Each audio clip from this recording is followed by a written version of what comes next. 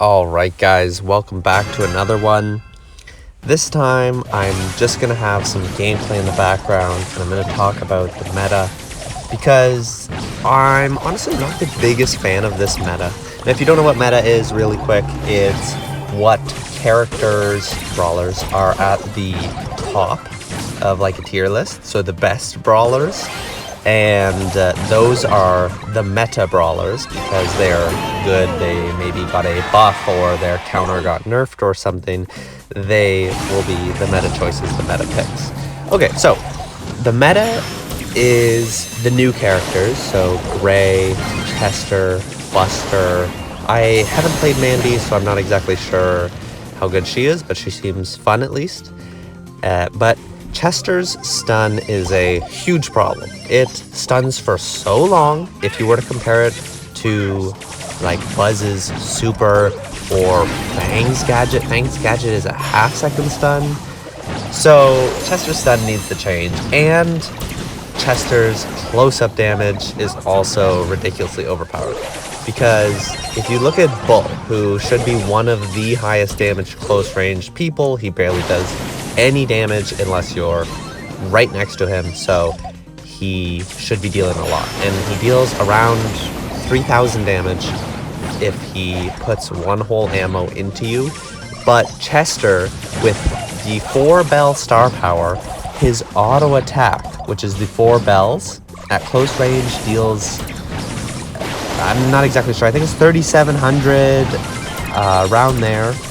And that's just an auto attack. That's not a super or gadget. That's just an auto attack. So the fact that his auto attacks, being a ranged character, can deal almost 4,000 damage. And granted, it's not, he can't do 4,000 damage multiple attacks in a row because you have to have the 4 bells. But it still seems like the close damage needs to be nerfed. And especially given that it's a ranged attack with a large cone, it's very easy to hit, and if they're close, it does so much damage. So, Chester needs a couple things tweaked. His close range damage for sure, his stun for sure. Even a couple of his other supers are a little questionable. I'm surprised how many ticks the poison ticks for. It's more than Crow, it's more than all the other poison characters, which is strange.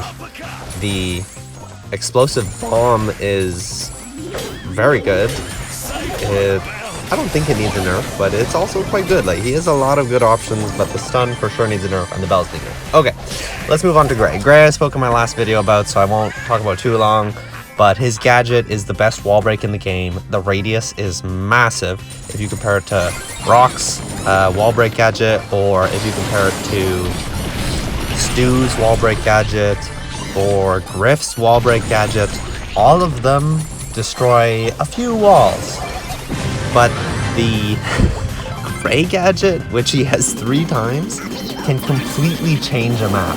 And he can completely change a map with one gadget use, because the radius is so huge. It's a little bit ridiculous.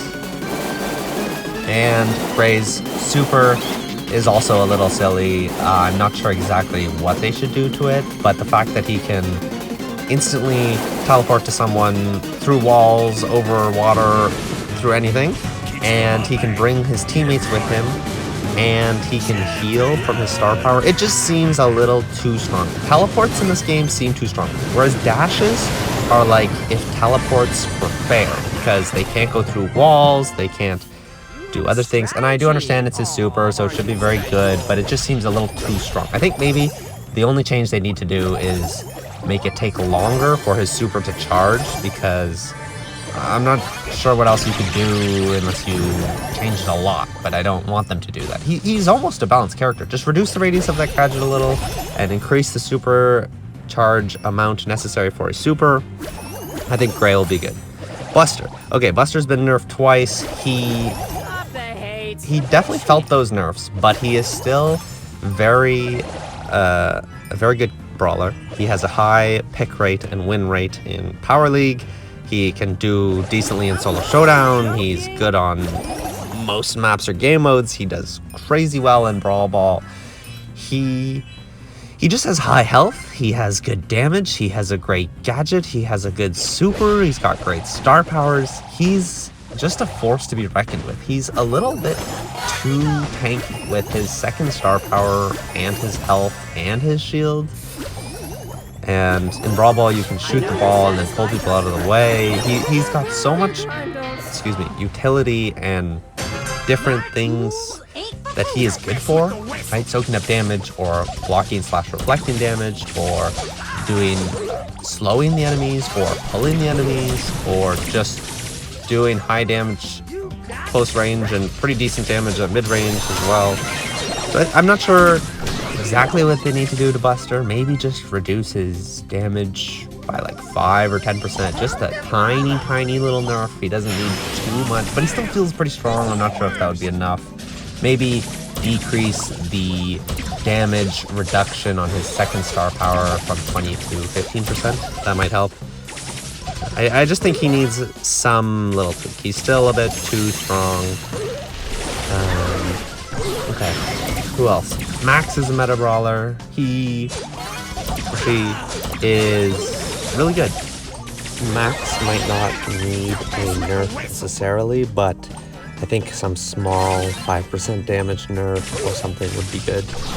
But there isn't anything that's a glaring problem like Chester's stun or Ray's gadget.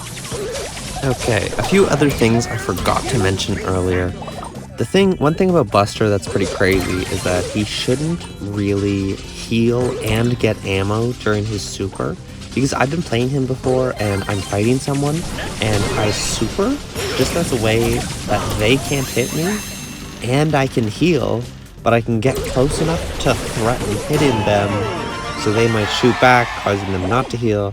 Anyway, doesn't matter on the specifics, but I don't think he should get all that because his super is like a free heal that stays in combat. It's pretty crazy.